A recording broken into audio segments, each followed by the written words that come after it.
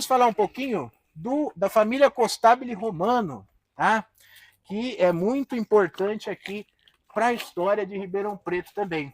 Aqui estão sepultados o deputado Costabile Romano e a Anunciata Giancone, sua esposa. Tem a foto dela aqui, mas infelizmente roubaram aqui as plaquinhas, né?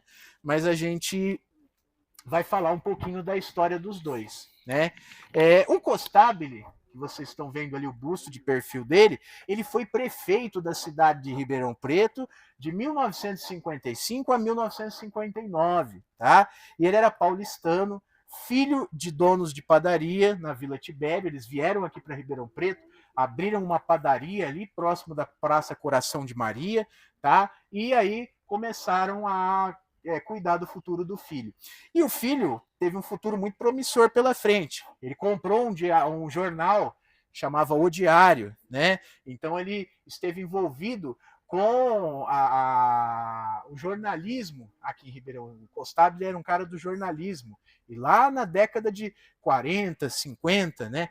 E ele também construiu o Mercadão, que havia pegado fogo em 1942. Porque deixa eu explicar para vocês, o Mercadão, ele existe, ele é uma instituição aqui centenária em Ribeirão. Ele existe desde 1900, só que ele funcionava em outro lugar, lá no centro, depois ele foi transferido ali para Jerônimo Gonçalves, só que ele tinha uma estrutura de madeira, e aí ele pega fogo, né, em 1942, um incêndio terrível, e aí os comerciantes ficam desamparados, não tem mais os boxes para eles colocar as coisas, eles acabam montando tudo de maneira bem insalubre ali perto do rio.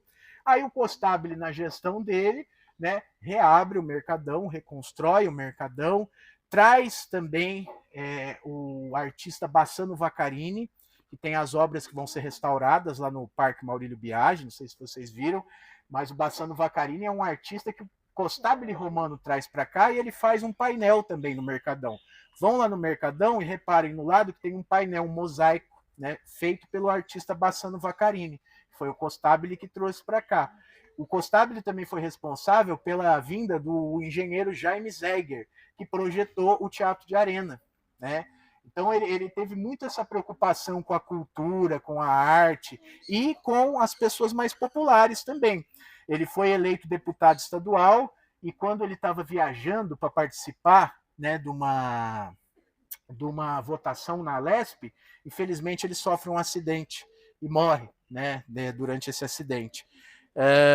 Mas é legal a gente falar também que ele ficou conhecido por asfaltar parte dos bairros da Vila Tibério e da Vila Virgínia. Tá? Ele também construiu o primeiro terminal rodoviário de Jardineiras em Ribeirão Preto, a partir da década de 50, que era localizado lá onde é o atual Corpo de Bombeiros, sabem? Ali nos Bombeiros.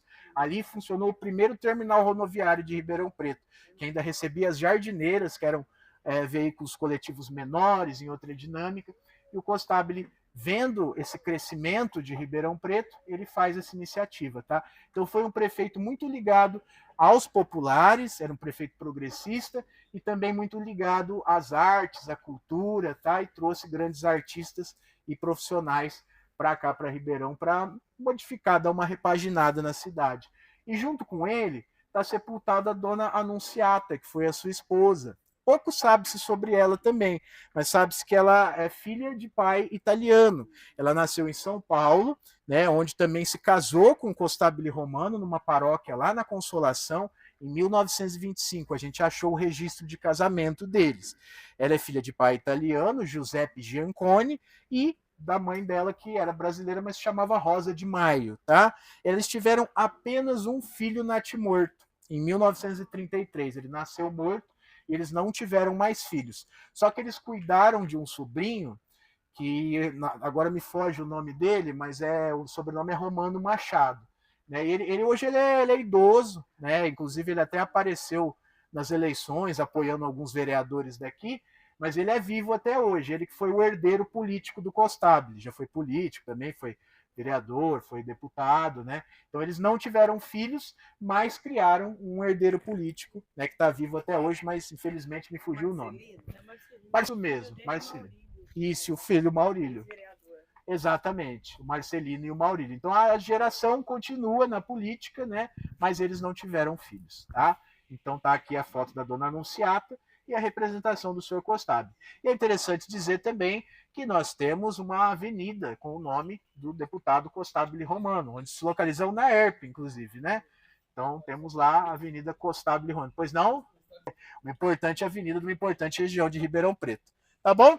E é isso, vimos aqui um milagreiro e um prefeito, deputado e sua esposa, seguir que nós temos mais alguns túmulos da história de uma mulher muito importante para Ribeirão Preto, que é a senhora Jandira Moquenco de Camargo. Tá? Mas antes nós vamos falar um pouquinho da história do senhor Orestes. Tá? Quem aqui conhece o portal A Cidade On? O portal A Cidade On é muito famoso aqui, e ele nasceu como jornal A Cidade, lá no início do século XX. Tá? Eu vou contar um pouquinho da história da família que administrou ele por muitos anos, que é a família Orestes Lopes de Camargo. Tá? O senhor Orestes Lopes de Camargo, que está sepultado aqui, ele nasceu em 1900 e morreu com 93 anos, em 93. Tá? Ele nasceu em Rio Claro, veio para Ribeirão Preto em 1921, tá? E em meados da década de 30, ele adquiriu o jornal A Cidade e comandou ele por 57 anos, tá? E vale ressaltar que o jornal A Cidade, ele já existia desde 1905. E sabe quem que era o dono dele nessa época? O Coronel Quinzinho, que a gente passou ali, eu falei dele um pouquinho para vocês, que ele era o cunhado da Rainha do Café, né? E o jornal A Cidade era o jornal do Coronel Quinzinho, onde ele propagava as notícias a favor dele e dos políticos apadrinhados por ele. Tá? Mas aí na década de 30, quando o Coronel Quinzinho já morreu, ele morreu em 32, o senhor Orestes adquire o jornal A Cidade. Tá? Além de jornalista, o seu Orestes foi vereador em 2 legislaturas e presidente da Câmara Municipal também. Tá? Ele foi um dos responsáveis pela vinda do ex-presidente Juscelino Kubitschek aqui para Ribeirão na data do centenário. Lembra que eu falei para vocês que Ribeirão foi fundado em 1856? Então, em 1956, 6 anos depois, eles fazem uma festa gigantesca aqui pelo centenário de Ribeirão. E aí o senhor Orestes e mais outras pessoas convidam o presidente Juscelino Kubitschek para estar presente. Tem registro disso, tem no jornal principalmente, tem fotos do Juscelino aqui, do JK, aqui em Ribeirão Preto. Tá? E ele foi vice-prefeito também, em uma época, assumindo a prefeitura interinamente por 2 vezes. Tá? Ele também foi presidente da Fundação Pro Memória da cidade. E o senhor Orestes, ele teve muitas preocupações quando ele estava na política também, com questões de saneamento básico, água e esgoto principalmente. Então ele era uma pessoa muito ligada ao jornalismo, né? E que era detentor de um jornal que é importante até hoje. Tá? Hoje, o grupo A Cidade, ele é do grupo EPTV, ele foi comprado, né? O portal A Cidade. Compraram 50% antes e compraram os outros 50% agora. Mas é um importante veículo de mídia para Ribeirão Preto, que a gente se informa, a gente consegue saber das notícias, e inclusive gostaria de agradecer aí publicamente, publica sempre, né, os nossos links das visitas, as nossas atividades, então são grandes parceiros aí na mídia também, que ajudam a gente a propagar a nossa atividade, né? E a gente vai falar um pouquinho também agora da dona Jandira de Camargo Moquenco, tá? que foi a herdeira do senhor Orestes Lopes. Ela nasceu em 1921 e faleceu em 2009. Ela foi a primeira mulher linotipista do país, herdeira e proprietária do jornal A Cidade. O que é esse linotipista? Ela mexia com os tipos ali, as máquinas dos tipos de impressão, porque era feito tudo, né, manualmente, e ela fazia ali a linotipa para poder imprimir os jornais. Né? Então ela foi a primeira mulher a fazer esse tipo de profissão no país, aqui em Ribeirão Preto. Tá? E a dona Jandira era defensora do jornalismo. ela não se intimidava muito, e por vezes ela enfrentou as autoridades aqui de Ribeirão que a procuravam para reclamar das matérias publicadas no jornal que não agradavam aos mesmos, né? Não tô aqui, né, fazendo juízo de valor, mas o jornalismo ele tem que ser livre, né? Não dá para você castrar ele, querer que fale do que você acha melhor, do que você não acha. E a dona Jandira, ela brigava muito por isso, por mandar a notícia do jeito que ela era. Vimos aqui o seu Orestes, a dona Jandira, e agora nós vamos ver aquela capela ali. Vamos entrar na capela, pessoal, vamos lá.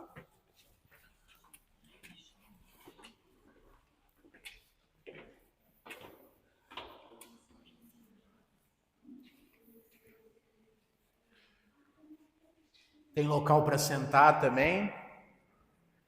Já dá para a gente fazer um descansinho aqui, né?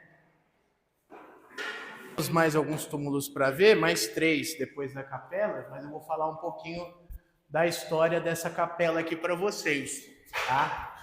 Essa capela aqui, pessoal, ela é ativa até hoje. Tem missas de segunda-feira, né, que tem as missas aqui, né? E tem missas também no Dia dos Mortos, no Dia de Finados, dia 2 de novembro, tá? Ela é uma capela ativa, mantida pela comunidade católica, tá? E ela também é um projeto do Cícero Martins Brandão, que é o arquiteto que construiu o portão monumental e o antigo necrotério. Inclusive, o projeto dela também, como eu disse para vocês, está disponível no arquivo público para quem quiser consultar. E aqui é um local de vivência coletiva, só que católica, diferente do cruzeiro que nós vamos ver ali, que é um local de vivência coletiva religiosa de várias religiões. Aqui é católico, tá? E ela é do ano de 1934. Também no estilo Art Deco, quando a gente for ali fora, vocês viram ali também, né? Preservando as linhas retilíneas, que era um estilo muito utilizado na época, né? E ela tem um nichozinho ali para o pároco se preparar, o sacristão também ajudar, né, antes de fazer a missa. E é legal que no dia de finados, eles, como vem muita gente, eles levam as cadeiras todas lá para fora, formam um palco, e aí faz a missa campal em homenagem aos mortos, tá? Ela também tem alguns vitrais, né, que dependendo do local do sol fica muito bonito, por fora também fica muito legal e entra luz. Tem um local ali em cima que sobe para fazer manutenção, tá? E é legal que aqui nós temos uma maquete atrás de vocês, quem quiser dar uma olhadinha, fica armazenada aqui na capela, é uma maquete do Cemitério da Saudade, feita pela arquiteta e urbanista Eduarda Bertão. Ela também é uma parceira de pesquisa aqui no cemitério, faz alguns trabalhos de pesquisa aqui, e ela fez uma maquete com vários túmulos ali destacados. Vocês podem ver que os vermelhinhos são os túmulos de maior interesse, que alguns a gente passou, como o da família da Rainha do Café, né? O Menino Zezinho também está aí, o Mausoléu da Maçonaria, que são túmulos tombados e de valor histórico para Ribeirão Preto, tá? Então ela fez essa maquete como finalização do curso de arquitetura e urbanismo dela lá na UNAERP. Tá? O TCC dela foi essa maquete. E ela está exposta. Futuramente, o cemitério pretende também, ela, né, expor de uma forma melhor para a população, mas por enquanto, né, ela está armazenada aqui para não danificar. E aí dá para todo mundo ver como que ficou. É bem legal. Vamos lá para fora agora, a gente já descansou um pouquinho. Vamos lá que nós temos ainda algumas sepulturas para ver, retilíneas, semelhante ao edifício de Ederiksen, e com as mesmas cores do portão, né, e dos muros do cemitério, bem legal. Vamos lá para o próximo agora.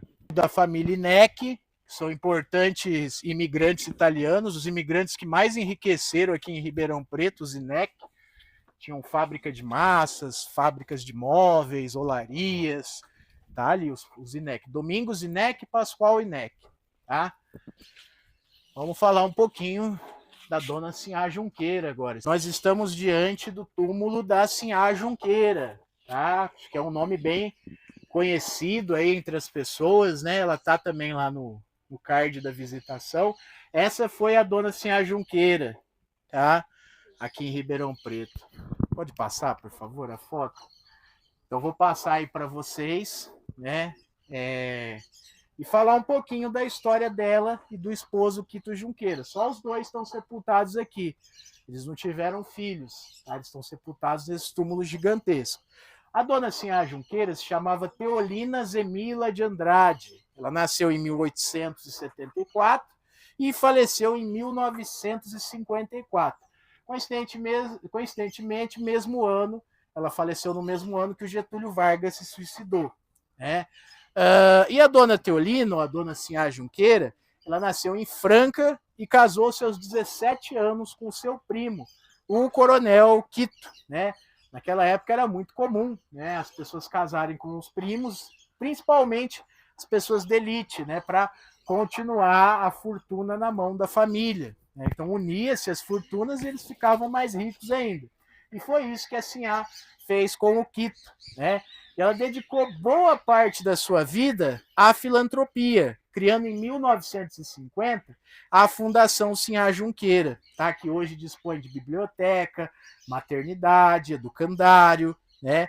E a dona Sinhá Junqueira, ela foi uma benemérita, ela era mecenas também, patrocinava algumas obras de arte, doou inclusive uma obra de arte, uma Madonna, para o MASP, né, na época de construção, participou também da construção do MASP, porque ela era amiga do engenheiro lá, que fez a construção, e também ela era amiga do Assis Chateaubriand, que era o cara da cultura midiática, da televisão. Ela, inclusive, tem registro de que ela e o Quito iam passar férias ali finais de semana, dias ali, na casa do senhor Assis Chateaubriand, que ficava na antiga Rua Frei Caneca, lá em São Paulo, né? Então ela era envolta nesses círculos de cultura muito altos, né? Doava-se obras de arte, participava do incentivo das construções voltadas à arte também. Ela também participou da vinda do HC para cá, ela que foi uma das articuladoras, junto com o professor Zé Ferino Vaz e o doutor Paulo Gomes Romeu. Tá?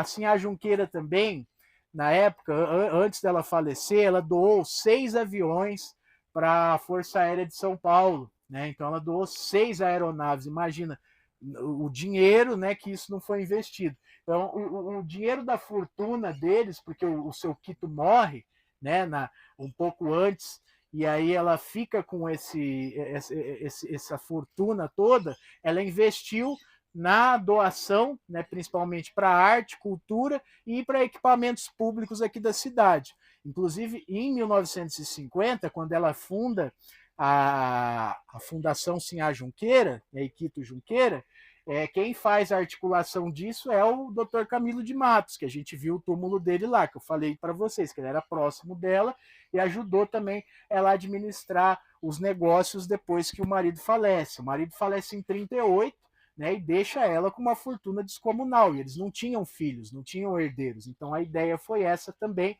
tanto para ajudar a cidade quanto para perpetuar a memória dos dois aqui. Falar um pouquinho do coronel Quito, né, Francisco Maximiano Junqueira, ou Quito Junqueira, nasceu em 1869 e faleceu em 1938. Tá? Ele era conhecido como Coronel Quito e era ribeirão-pretano, diferente da Sinhá, que nasceu em Franca. Ele era daqui mesmo, né? E ele herdou e administrou várias fazendas de café e usinas sucroalcooleiras. Ele foi um dos pioneiros na usinagem sucroalcooleira também, junto com o Francisco Schmidt. Francisco Schmidt, o rei do café que a gente falou, também foi pioneiro nas indústrias sucroalcooleiras. Inclusive, tem o Museu da Cana aqui em Pontal, né, que mostra um pouco dessa realidade. Recomendo vocês a visitar, é gratuito, tem só um horário de funcionamento, vejam lá no Instagram, mas dá para vocês ver como é que era feito o processo sucroalcooleiro no início. Lá era a usina do Schmidt, né? Agora, o Quito também teve participação nessa história sucroalcooleira aqui da região. Ele faleceu em 38 e deixou assim a viúva sem herdeiros e com uma fortuna gigantesca e com aquela belíssima casa que a gente vê lá, que hoje é a BSJ. Inclusive, visitem a Biblioteca Sinhá Junqueira. É uma biblioteca muito bem estruturada. Ela é uma biblioteca museificada também, porque tem várias peças ali que foram da casa da Sinhá Junqueira, como estátuas, adornos, quadros. Tem um busto dela lá também. Então é bem interessante a gente visitar. E foi lá que eu peguei o livro, né, do Ribeirão Preto e a Primeira Guerra Mundial, né? Então lá tem vários livros de história de Ribeirão Preto também. Um você pode consultar apenas no local e outro você pode levar para casa também. Então é muito importante falar dessa mulher hoje, porque foi ela que proporcionou também a criação dessa instituição pública, né, que dispõe de biblioteca, maternidade e educandário, né? Foi uma visionária para o seu tempo. Então é interessante falar dela por conta disso. E geralmente ela está nos nossos roteiros, é uma personalidade muito importante para Ribeirão, junto com seu marido Quito Junqueira. E está sepultada aqui no Cemitério da Saudade, nesse belíssimo túmulo aqui. Tá bom? Tem a plaquinha dela aqui também, quem quiser ver, tirar foto, tá? E depois ali vamos no túmulo de uma das mulheres mais importantes aqui para a história de Ribeirão Preto também. Pessoal, nós estamos diante do Cruzeiro do Cemitério da Saudade.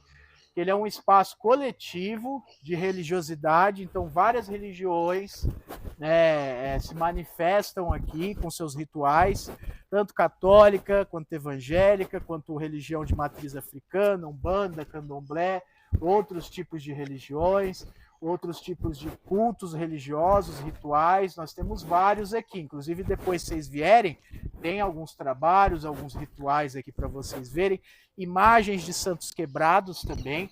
O cruzeiro de um cemitério, ele funciona também como um local de recebimento de santos quebrados, que é uma cultura católica popular de não se jogar o santo fora, no lixo, se deixa ele, né, em um local que se considera adequado, num cruzeiro de um cemitério, ou numa igreja que receba, ou em algum ponto da cidade, que já é comum deixar santos quebrados, como tem um velário ali, sabe onde fica o Instituto SEB, né, a TV Tati, ali naquela baixada, tem um velário do lado do prédio que recebe também santos quebrados, o pessoal acende vela, faz trabalhos, né? E esse velário provavelmente é da época lá da cervejaria, né? Que ali era uma cervejaria. E aqui nós temos o cruzeiro que faz esse papel, tá? Vocês vão ver velas ali, trabalhos com alimentos, com bebidas, copos de água, pães, né? Muitos pombos também, que os pombos vêm comer, né? Porque tem comida. E o legal é contar a história desse cruzeiro. Ele foi inaugurado em 1953, como era para ser um reservatório de água, tá? Só que hoje ele não tem mais essa função, ele é só um cruzeiro, a função dele é praticamente religiosa. Tem parte elétrica também, umas tomadas ali que o pessoal usa, mas a parte principal dele é ser uma função religiosa. Ele é um dos maiores cruzeiros do Brasil, né? Eu já andei vários cemitérios aqui e é difícil ver um cruzeiro desse tamanho, dessa magnitude, né? Ele é bem grande mesmo. Se vocês circularem, vocês vão ver várias coisas aí. Tem a plaquinha. Venham aqui ver a plaquinha, que a gente já aproveita e desce para lá, para o outro túmulo. E obra do engenheiro Dr. Nelson da Nóbrega. Tá? O prefeito Alfredo Condeixa está sepultado aqui no Cemitério da Saudade também. Inclusive, a gente passa pelo túmulo dele em alguns roteiros. Isso foi inaugurado por ele. Teve uma solenidade no dia. Foi batizado, inclusive, também. E olha só a presença dos santos quebrados, dos trabalhos, os copos de água. Copos de água simbolizam purificação, reharmonização, reenergização também em algumas culturas, né? Então é interessante a gente ver as guias aqui, né? Nós temos bebida também. Ali nós temos flores, velas coloridas, mais santos quebrados. Então é um local de pluralidade religiosa, né? E é muito interessante a gente ver que o cemitério tem isso. E no dia de finados, isso aqui fica forrado também de oferendas, trabalhos, velas. As pessoas vêm rezar aqui. É uma homenagem aos mortos. Primeiro, né, aqui acabou um pouquinho a sombra, a gente saiu das partes centrais, assim como na cidade vai acabando as árvores, né? Então aqui está enterrada a doutora Evangelina de Carvalho Pujol Passi. Ela foi a primeira vereadora mulher de Ribeirão Preto. Ela nasceu em 1890, no Rio de Janeiro. Ela se formou em Direito e ela foi uma das primeiras mulheres do Brasil também a receber um diploma universitário. E aí ela vem para Ribeirão Preto e se torna a primeira mulher vereadora na nossa Câmara Municipal em 1952. Depois dela, só 40 anos depois, a gente teve outra vereadora mulher, que aí foram duas, que era a economista Delvita Pereira Alves e a professora Joana Leal Garcia, só em 93. Então, ela conseguiu entrar nesse espaço numa época que não tinha espaço nenhum para as mulheres lá dentro, né? Aí, como lá, enquanto vereadora, ela trabalhou principalmente pelo projeto de ter pequenas creches espalhadas pelos bairros, porque ela entendia essa necessidade das mulheres que nessa época estavam começando a sair para o mercado de trabalho, né, para os trabalhos assalariados, porque as mulheres sempre trabalharam muito dentro de casa sem ganhar nada. Então, quando essas mulheres começam a sair, ela vê essa necessidade quando ela está lá como vereadora e traz esse projeto de ter as creches espalhadas pela cidade para estar mais perto, de fato, dessas pessoas, né? Além disso, ela, durante sua vida, ela organizou várias ações assistencialistas, ela fazia distribuição de sopa, ela era mantenedora também da Orquestra Sinfônica de Ribeirão Preto, né? E ela era muito devota, estudava muito o espiritismo kardecista, né? E aí, hoje em dia, ela é homenageada com o nome do nosso terminal urbano. Ali um pouco na frente de onde é o Mercadão, onde passam os ônibus, aquele terminal leva o nome da doutora Evangelina. E também tem uma praça na Ribeirânia. E aí, se a gente for pensar nos mais recentes, assim, de quem é daqui, quantas mulheres até hoje ocupam a Câmara e ocuparam nesses últimos mandatos, a gente vê que às vezes parece tão longe, nossa, só foi ter em 52, a gente ficou 40 anos sem, mas a gente percebe que ainda são espaços difíceis das mulheres chegarem. E aí eu quero fazer um pontinho. Vocês viram que quando a gente conta as histórias dos homens, a gente tem muito mais coisa para contar. Porque não só as mulheres não tinham o espaço para estar nesses frontes, digamos assim, da vida política e social, mas como também as memórias das que estavam mais ao fronte não são tão registradas pela história quanto a dos homens. Então, por isso que a gente fez muitas pesquisas, a gente procurou muito para trazer essas mulheres, e vocês viram que elas estão mais para os cantos também do cemitério, porque a gente também vê essa questão de quanto mais centralizado no cemitério, são as famílias também mais abastadas e mais importantes, principalmente lá para o começo, na época que a gente vê do café, né, a parte mais antiga do cemitério, mas que também essas mulheres muitas vezes têm as suas histórias apagadas, porque a história também depende de quem está escrevendo, né? Então, só para a gente refletir um pouco também sobre isso, sobre o lugar das mulheres na sociedade, mas também sobre a memória delas que se deixa depois, né? Então é isso. Bom dia, seu Felipe, tudo bem? Olá, pessoal, tudo bem? Aí do canal Eu e Ele Juntos. Gostaria de parabenizar aí pela iniciativa de vocês e agradecer por terem participado hoje do evento Ribeirão de Saudade.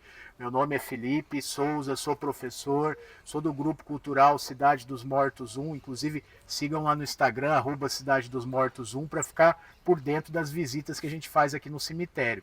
E o evento Ribeirão de Saudade, ele é construído para a gente contar uma história de Ribeirão Preto através das lápides, aqui nesse cemitério centenário, que é o Cemitério da Saudade, fundado em 1893. Esse evento ele tem todo o último domingo do mês. É só você entrar lá na página do Instagram do Cidade dos Mortos e você vai ficar ligado nas datas que vão acontecer as próximas visitas. E é muito legal porque a gente faz exercício, passeia dentro do cemitério, conhece as sepulturas e conhece a história de personalidades notórias, importantes para a história do nosso passado ribeirão pretano, viu? É muito importante a gente entender o cemitério não apenas como um local de luto, tristeza, morbidez, mas também como um vasto museu a céu aberto, que a gente pode ter muitas atividades culturais, educacionais e históricas para aprender mais sobre o nosso passado, tá? Então, venham sempre, eu gostei muito da participação de vocês, venham sempre nos prestigiar, tá? O convite fica em aberto aí para todo mundo, todo último domingo do mês. Só entrar lá na página, @Cidade dos Mortos 1 e ficar ligado nas próximas datas. Muito obrigado, meus amigos, pela oportunidade, tá? E um sucesso para vocês. Obrigado. E parabéns pelo trabalho de vocês. Nós que agradecemos aí pela confiança também. Estamos aí para ajuntar aí conhecimento aí, para somar mais, tá bom? Eu agradeço aí para a explicação e fazer parte aí do nosso canal aí, beleza? Muito Tchau, tchau. obrigado. Até mais. Um abraço.